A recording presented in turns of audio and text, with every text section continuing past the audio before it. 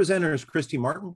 Christy is the program coordinator, the director of the CGAPS program, which overly too many acronyms for all of us, but Coordinating Group on Alien Pest Species. And that program pulls together all the different people, state, federal agency, even nonprofits, working on invasive species and have really helping there be a coordinated policy across Hawaii. Christy is been involved with ROD since the beginning, since 2015, since we started seeing ROD was a statewide thing, and is the producer of the Saving Ohia documentary, which you haven't seen, you should see it. It's the half-hour documentary on rapid Ohia death. It is one of the most impactful things that's been done on ROD outreach. Christy was born and raised on Oahu, and she's been working on invasive species issues since 2000. And then this talk is going to be a real change of gears from science stuff to more policy. And her talk is how to speak for the trees and coral in engaging in the state legislative process. So Christy, feel free to share your slides, or if you have slides, or however you want to do it. Great, thank you so much, JB. All right, sharing my screen. Let's go to help.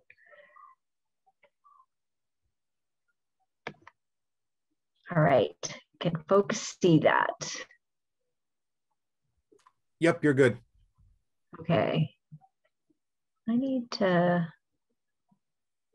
tell me how I get out of full screen. I can't stand seeing only my slides. Actually, that's fine. So thanks so much for having me. I do a lot of behind the scenes work with this group to try to do some strategic communications and messaging. We knew early on that this was going to be a really big issue that was going to be a forever issue.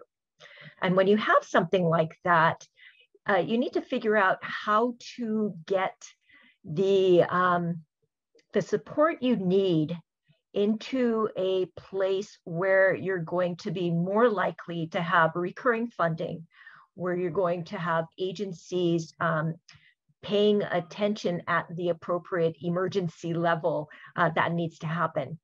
And so early on, we were working with this group on messaging, on branding. It's an absolute delight to see the presenters using that same slide we put together for the very first public events.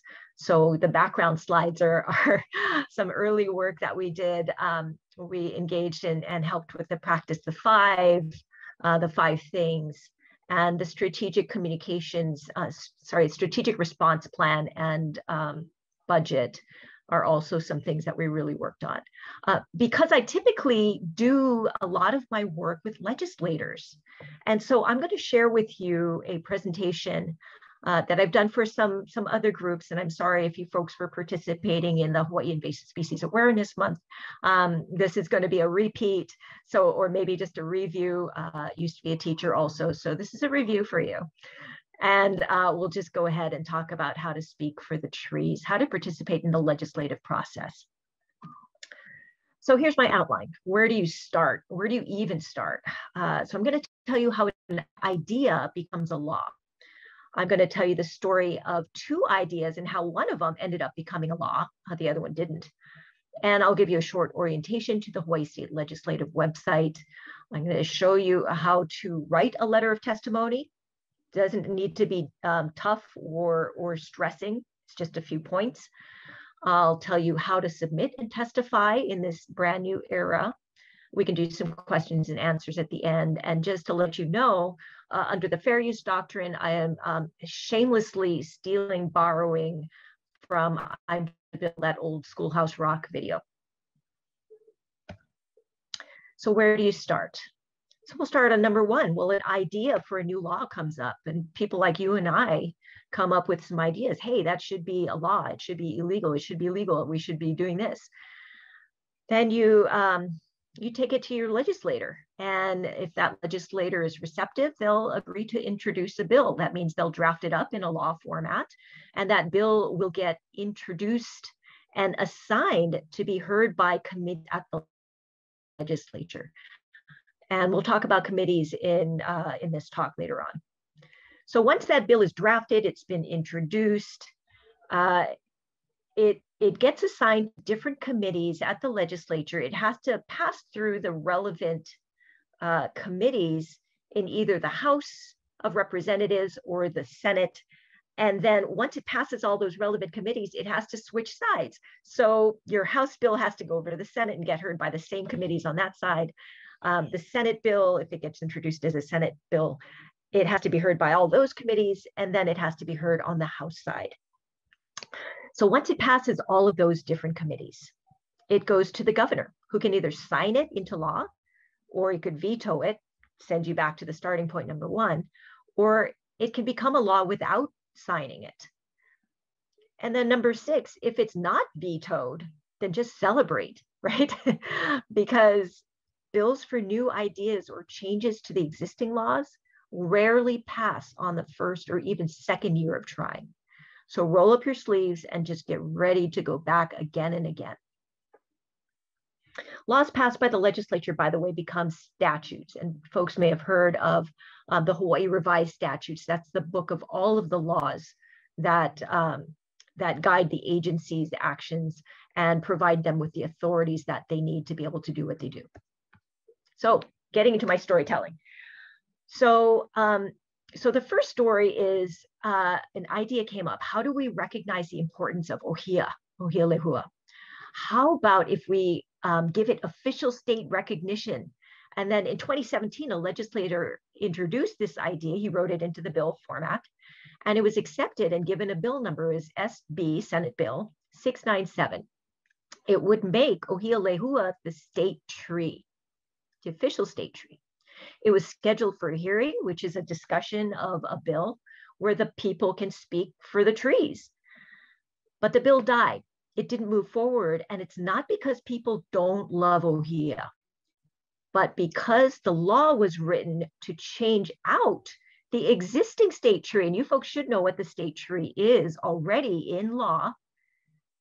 It is the kukui tree. So this bill would have changed that, removed that listing, and instead inserted ohia as the state tree. That was not acceptable to people. So continuing on in the story, so what did this idea try to do? Well, this is part of the Hawaii Revised Statutes. This is Chapter 5, Section 5-8, the state tree. So there's already a law in the books that designates the state tree. That's Chapter 5, Section 8. And if you go to that section, it says the kukui tree is the state tree until the legislature decides that it is not. And so take a look at this list, though. Chapter 5, Section 8. Well, just look at some of the numbers, though. What do you notice? So let's start with 5-8. So state tree, 5-9, state motto, 5-10, state song, 5-10.5, state musical instrument. 5-11 was repealed. They decided not to. 5-11.3, state insect. 5-11.5, state fish. I'll stop there.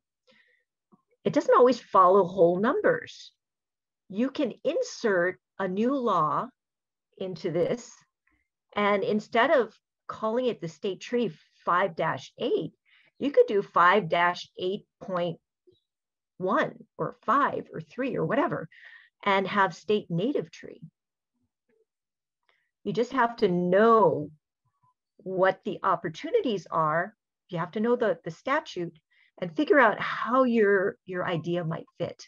And a lot of times we don't have to do this, right? The legislator will do this, or their drafting agency within the legislature will know how to do this. You just have to come up with that idea. So here's going back to my second story of an idea. So the Humuhumunukunukuapua'a is the official state fish. And I know this because I worked on this campaign back in 1985.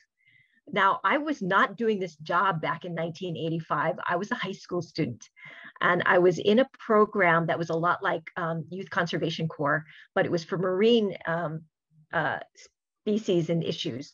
So it was called the Blue Water Marine Lab, and we helped on the state fish campaign.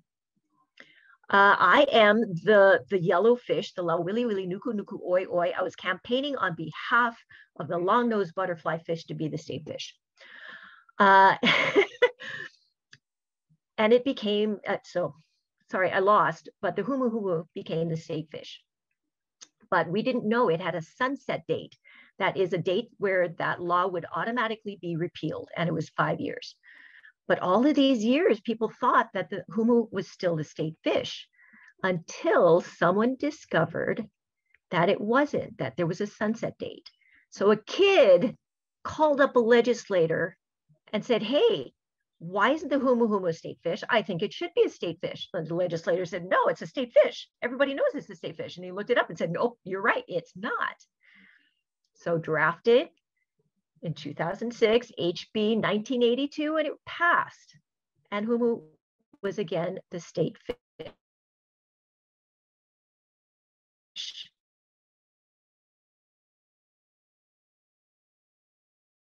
No sunset date this time. So that's the art of the possible. Just register for a free account. Let's go ahead and register, because you'll get a lot of perks, a lot of ways to use this web with tools, but only if you register. And you can only testify, that is chime in on bills when it's being heard, through this website right now, and you have to have an account to do that. So register.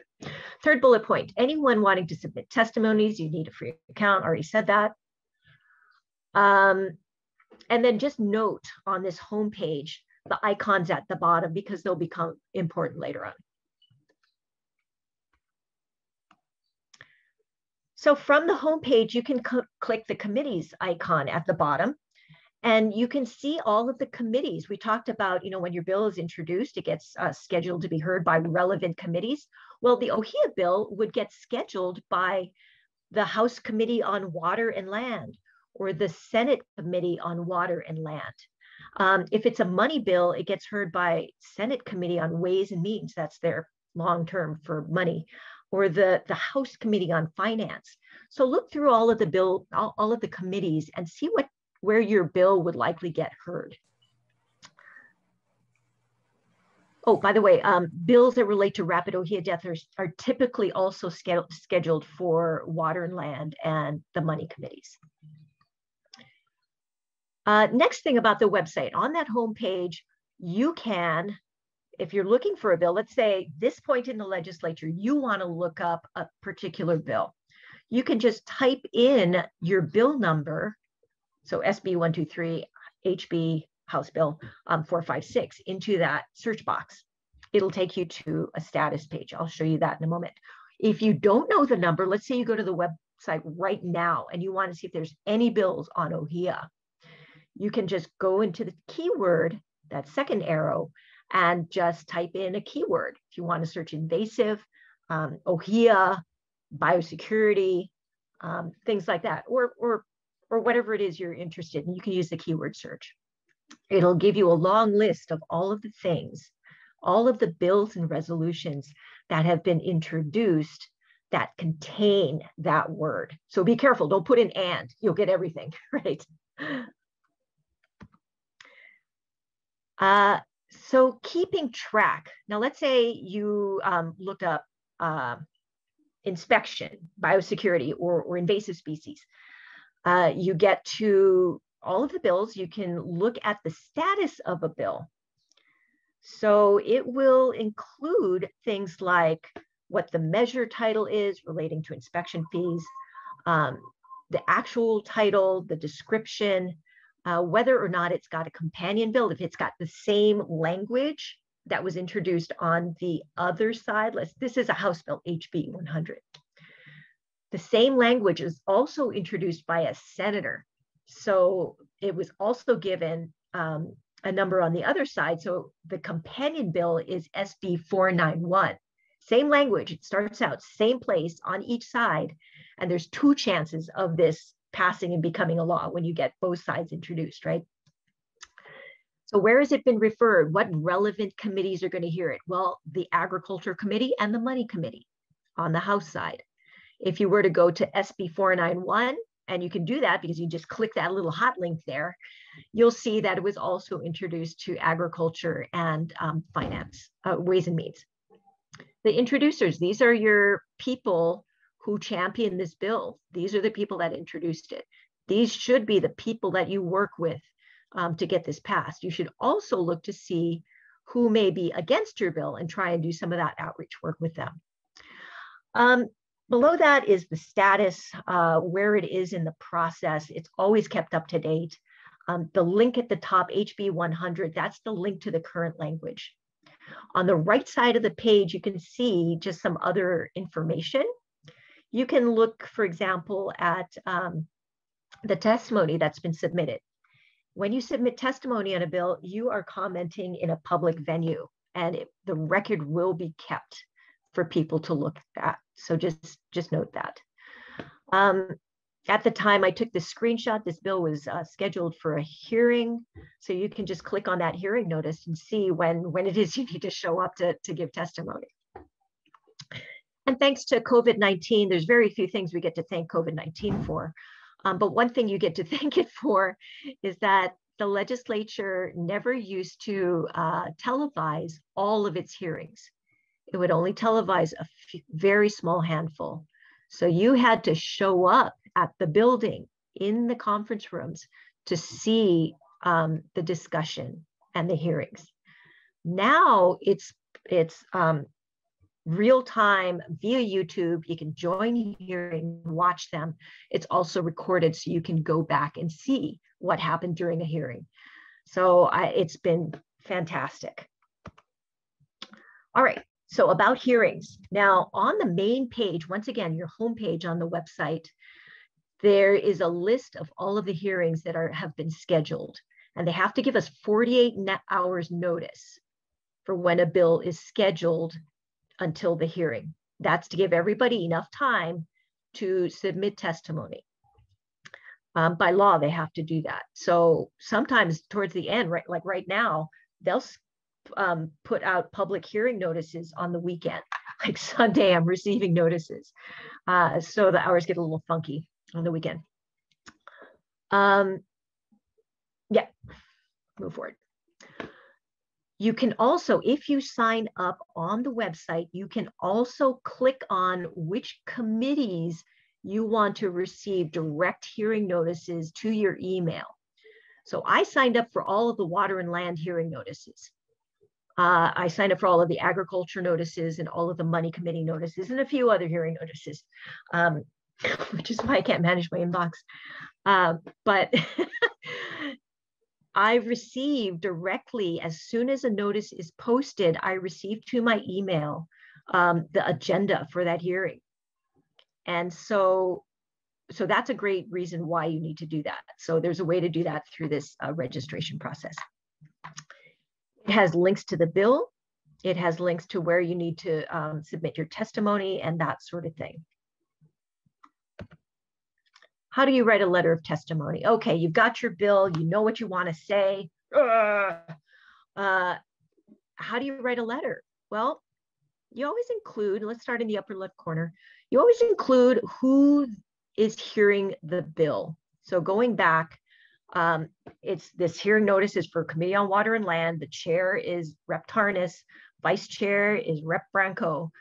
There's when it's getting heard, Thursday, February 18th at 8:30 via video conference. So you include all that in your upper left corner. They prefer that you use a title when possible.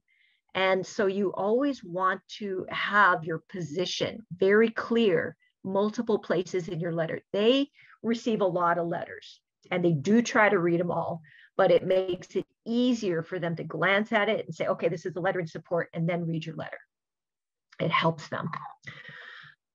Your salutation is to the chair and vice chair, members of the committee. Sometimes it's a joint committee. So chairs, when it's two committees getting hearing a bill together, Chair Tarnas and Chair Hashem, vice chairs Branco, and I can't remember who the vice chairs on the other side, and members of the committees. So state your position. Once again, my name is, I'm testifying on behalf of CGAPS. I'm testifying in support of, or we support X. Give at least one reason why you support it. Include a personal connection if you can. It's much more meaningful and impactful when you do. I love ohia. I grew up with one in my yard, and it always means home. Something as simple as that, super helpful.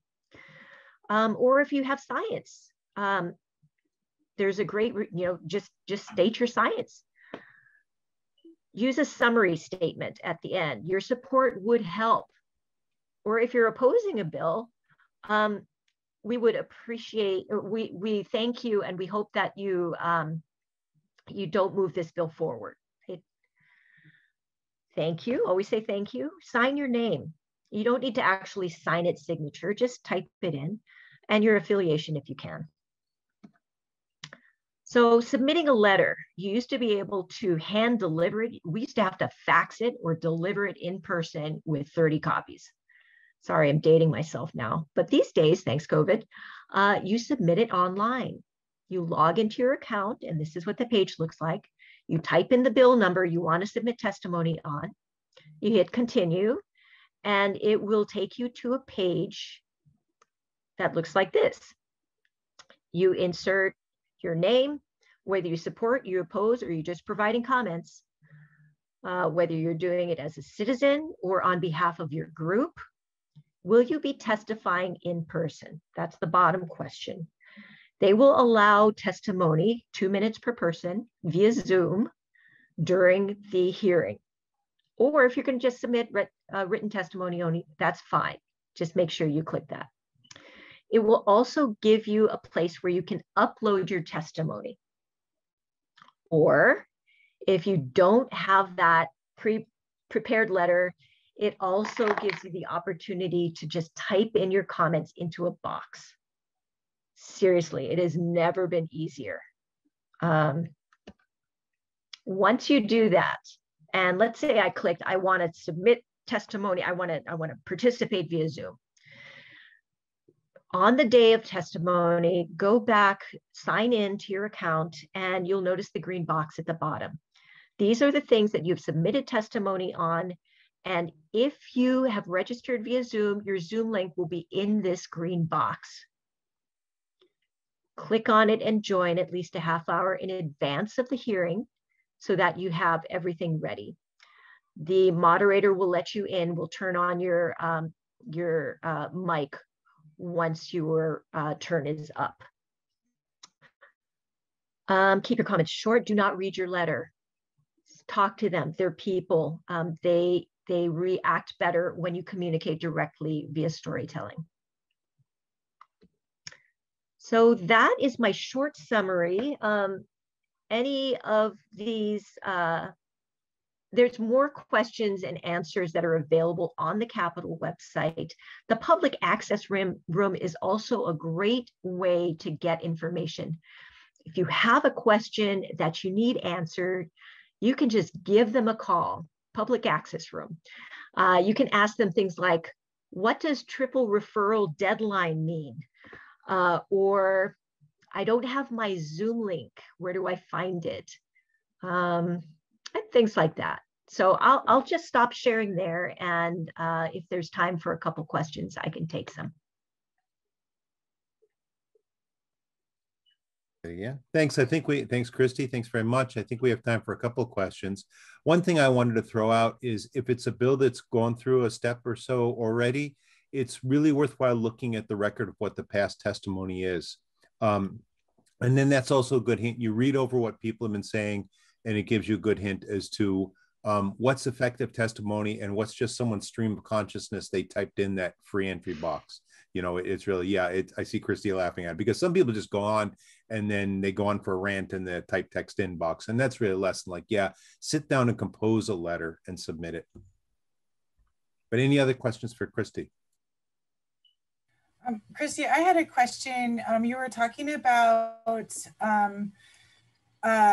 finding out or getting the information, the public announcements for different bills being considered, and are there, like, I know it's always been difficult to find those announcements other than what you had brought up. So if we're not looking at the website and knowing or signing up for those listservs, how would we find those announcements in other forums, like in the newspaper? Do they still publish like through the newspaper, or? No, that is the only really place that you can find so it. now, Right. And it's become easier. They did not used to have a website. They did not used to update it. They did not used to have hearing notices that would get sent out directly via your email. So I agree, it's not a fantastic situation, but loads better than previous. Okay, so the best way was just to get on those. You could go through the website, I guess. Oh, thank you. That's awesome, because that was tough. They don't give you much time. Okay, cool. Thank you.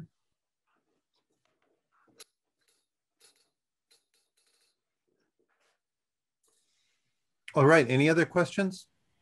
I'm sure